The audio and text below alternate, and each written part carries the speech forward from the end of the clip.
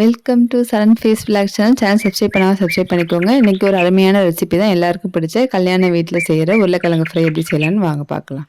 அதுக்கு உருளைக்கிழங்கு மண்ணெலாம் இல்லாமல் சுத்தம் பண்ணி கழுவிட்டு 2ஆக கட் பண்ணி ஒரு அரை உப்பாக போட்டுட்டு கொஞ்சோண்டு மஞ்சத்தூள் போட்டு நான் குக்கரில் வேக வைக்க போகிறோம்.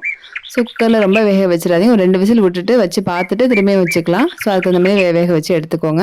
அதுக்கு தேவையானது வந்து சின்ன வெங்காயம் பெரிய வெங்காயம் ரெண்டுமே மிக்ஸ் பண்ணி கட் பண்ணி வச்சுக்கோங்க. பொடியாக வந்து பூண்டு, ஒரே ஒரு தக்காளி, கருவேப்பிலை.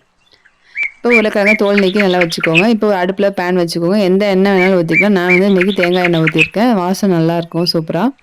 ஸோ கடுகு உளுத்தம் பருப்பு, சீரகம் போட்டுக்கோங்க, கடலைப்பருப்பு போட்டுக்கோங்க, அதோட வந்து வத்தல் கிள்ளி போட்டுக்கோங்க, கருவேப்பிலை, நம்ம அரிஞ்சு வைக்கிற வெங்காயம், பூண்டு, கொஞ்சோண்டு வந்து பெருங்காயத்தூள், மஞ்சத்தூள், நம்ம வெங்காயம் வதங்கினதுக்கப்புறம் அதுக்கப்புறமா தக்காளி அந்த ஒரு தக்காளியை வந்து ஆட் பண்ணி வதக்கிக்கலாம்.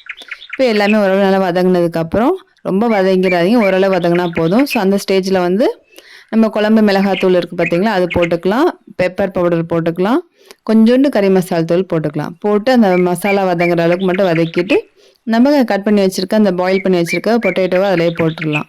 போட்டு நல்லா எல்லா பக்கமும் அந்த மசாலா வர மாதிரி பரட்டி விட்டுக்கோங்க. பரட்டி விட்டு இதுக்கு தேவையான உப்பையும் போட்டுக்கோங்க. உப்பையும் போட்டு கொஞ்சோண்டு தண்ணி தெளித்து, ரொம்ப தண்ணி ஊற்றிடுவீங்க, கொஞ்சோண்டு தண்ணி தெளித்து அப்படியே மூடி வச்சுருங்க. அந்த ஆவிலே அந்த மசாலாலாம் நல்லா இதாயிரும். ஸோ நம்ம அப்பப்போ திறந்து பரட்டி விட்டுக்கோங்க. நல்லா பரட்டி விட்டுட்டு நம்ம ட்ரை ஆகிற அளவுக்கு நல்லா பரட்டி விட்டு இறக்கிடலாம். ஃபைனலாக கொத்தமல்லி இலையை போட்டு நம்ம சர்வ் பண்ணலாம். இது நல்லாவே இருக்கும். சூப்பராக சாம்பார் சாதம், ரசம் சாதம் எல்லாத்துக்குமே நல்லாயிருக்கும். நீங்களும் ட்ரை பண்ணி பார்த்துட்டு எப்படி இருக்குன்னு சொல்லுங்கள். தேங்க்யூ.